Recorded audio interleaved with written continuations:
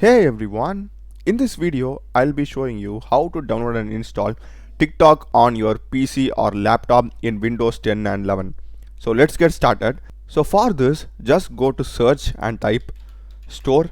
You'll be getting the first one as Microsoft Store. Just click on open. And in the Microsoft Store, you need to search for TikTok. And here you'll be getting TikTok. This is the one, and you need to just click on get. So it will take some time for it to download, so just be patient till then. So once the download is complete, just click on open.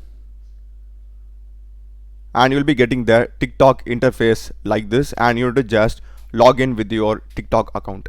And in case if you want to access this again, what you can do is just go to search and type TikTok. You'll be getting the TikTok app over here, and you can just pin it to your taskbar like this.